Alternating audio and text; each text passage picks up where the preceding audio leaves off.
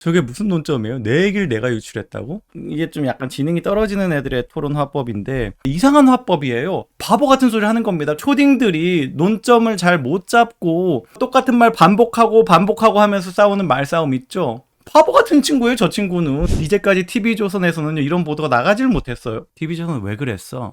방정호 때문에 그랬어? 정호야!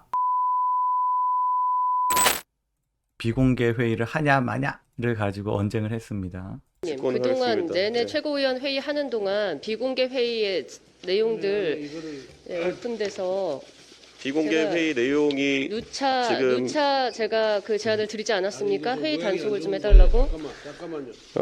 잠깐요. 이제 정확히 아니요 발언권을 득해서 말씀하시고요.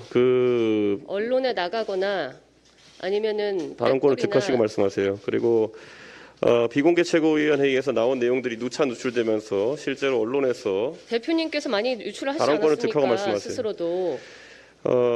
특정인이 참석했을 때 유출이 많이 된다는 예언까지 나오고 있기 때문에 저는 더 이상 이 상황을 묵고할 수 없고 지금 최고위원 회의의 그 안에서 해야 될 건전한 회의의 기능과 저희의 그 권한에 대해서 대표님이 의장 직권으로 여태까지 지금 단속을 제대로 안 돼가지고 심지어 본인께서 언론과 그러고 보니까 축혀 세워져가지고 주인 행세하는 놈이 저놈이네. 너무 축혀 세워졌어. 저런 애를 조중동이 얼마나 영웅 만들기 위해서 애썼습니까? 조중동이 축혀 세워주니까 저놈이 말도 안 되는 주인 행세를 하는 거예요. 갑자기 뚜껑이 빵 열리네요. 조중동이 정말 반성해야 됩니다. 부끄러운 줄 알아야 돼요. 그 다음 장면 더 웃기더라고요.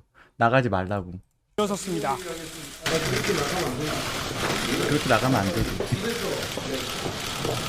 아니 워낙에 유출시킨 거잖아요. 뭘 유출시킵니까? 본인이 얘기 잘 많으셨어요 여태까지. 내 얘기를 내가 유출했다고? 내 얘기를 내가 유출했다고? 언론에 나가서 얘기 잘 많으셨다고. 내 얘기를 내가 유출했다고? 저게 무슨 논점이에요? 내 얘기를 내가 유출했다고? 그러니까 지금 이준석의 화법 중에서 이게 좀 약간 지능이 떨어지는 애들의 토론 화법인데 자기가 꽂힌 게 있는 거예요. 지금 이준석은 비공개 회의에서 이준석에 대해서 비판적으로 유출한 그런 내용들이 있기 때문에 자기가 비공개 회의를 안 하겠다 이렇게 얘기한 거거든요. 그런 거라는 거예요. 근데 그게 중요한 게 아니라 비공개 회의에서 유출되는 얘기는 이준석에게 비판적이건 이준석에게 긍정적이건 다 나쁜 거잖아요. 이준석을 위해서 뭔가 다른 구성원들에 대해서 비판적으로 유출하는 것도 나쁜 거잖아요. 근데 이준석이 지금 문제 삼는 거는 이준석을 까는 유출만 지금 문제 삼는 겁니다. 이상한 화법이에요. 바보 같은 소리 하는 겁니다. 그러니까 약간 초딩들이 논점을 잘 못 잡고 말꼬리 잡고 말꼬리에 그냥 매몰돼가지고 똑같은 말 반복하고 하면서 싸우는 말싸움 있죠. 전혀 중요하지도 않은 거 가지고 집착하는 거 있죠. 내 얘기를 내가 유출했다고가 지금 왜 중요합니까? 어떤 얘기건 유출되는 건 뭐든지 다 잘못이죠. 이준석 얘기 유출한 것만 잘못했어요? 바보 같은 친구예요, 저 친구는. 이런 친구를 그렇게 영웅 만들고 제일 똑똑하고 천재고 정치에 대해서 그 누구보다 정치 지능이 높은 그런 청년 미래 유망주라고 띄워줬던 조중동이 반성해야 되는 것입니다. 너무 바보 같은 얘기. 내 얘기를 내가 유출했다고? 지금 그게 논점이 아니에요. 무슨 얘기든 유출된 게 다 문제입니다. 하지만 그리고 다시 와서 앉아. 저렇게 센 척한 다음에 다시 와서 앉아. 이게 너무 웃기더라고요. 이 밑에 지금 허은하하고 둘이 웃고 있습니다. 이준석 헛소리 하는 거 듣고 민망했나 봐요. 둘 다 이핵관인데 너무 웃겨요. 그런데 요게 TV조선이거든요. TV조선 마지막에 기자 코멘트 한번 들어보십시오.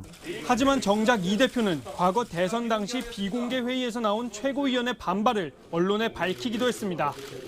비공개 회의에서 나온 최고위원들의 반발을 비난을 하면서 유출한 게 이준석이라고 TV조선이 고발을 하는 것입니다.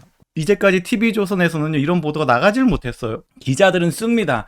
기자들은 이준석에 대해서 비판하는 기사도 써요. 근데 데스크에서 다 걸리는 거야. 반성하세요, TV조선. TV조선 왜 그랬어? 방정호 때문에 그랬어? 정호야! 내가 너보다 한참 동생이야! 기분 나쁘지? 이제 제대로 보도하는 거예요. 이런 팩트 체크가 원래 필요했던 겁니다. 처음부터. 지금 지적하는 게 뭡니까? 대선 시절에 이준석이 최고위원들이 나에게 반발했다. 비공개 회의에서. 그거를 유출했다는 거를 지금 지적하는 거잖아요. 그러면 이 기자가 그 당시에 그걸 유출하는 모습을 보면서는 그게 문제라고 안 느꼈겠습니까? 그게 문제이기 때문에 그거를 비판하는 기사를 쓰고 싶어도 써도 데스크에서 그냥 킬해버리는 그런 상황이 문제였던 거예요. 그리고 TV조선까지 돌아섰다는 거는 방어선이 다 무너졌다고 볼 만한 일입니다. 최후의 보루 TV조선까지. TV조선하고 이준석하고는 정말 이상한 유착관계가 있는 것 같다라고 의심할 정도로 우리가 TV조선을 굉장히 의심했었거든요. TV조선에 우리 아주 얼굴 유명한 그 누군지는 얘기 안 해도 여러분들 아시죠? 그 사람이 인사조치도 하더라. 이준석에 대해서 누가 폭로를 했더니 인사조치까지 하더라. 잘려서 나와서 유튜브 한다. 뭐 이런 케이스도 있었어. 이런 폭로도 있었습니다. 그 정도로 TV조선이 이준석 지키는 완전 친위 부대였어요. 그래서 이준석이 사실은 이제까지 승승장구한 것이거든요. 언론이 공평하게 보도하지 않고 무조건 이준석에게 유리하게 이준석 보시기에 좋았더라 하는 보도만 계속 해오고 있었습니다. 그러니까 사람들이 그냥 주입당하는 거예요. 어른들은 그냥 뭐 유튜브 같은 거 이렇게 찾아서 보는 게 아니라 TV 딱 켜면 나오는 거. 내가 맨날 TV조선 그냥 보고 있으니까 맨날 트로트 보고 있으니까 그럼 그 다음에 나오는 TV조선 맨날 드라마 보니까 그 다음에 나오는 TV조선 보는 건데 그렇게 보다가 주입되는 거거든요. 와, 이준석이 오늘 잘하시었구나. 완전 김정은 대장동지를 그 북한 미디어가 찬양하는 것처럼 TV조선이 거의 찬양을 하고 있었어. 찬양 모드로 가고 있었습니다. TV조선뿐만이 아니라 조선일보, 중앙일보, JTBC는 모르겠고 채널A 다 그랬어요. 동아일보 전부 다 이준석에 대해서 우호적인 기사만 쏟아내고 이준석이 하는 어떤 그런 내부 밥그릇 싸움에서 항상 이준석 편 들어주고 그래 왔는데 그 방어선이 무너진 것이다.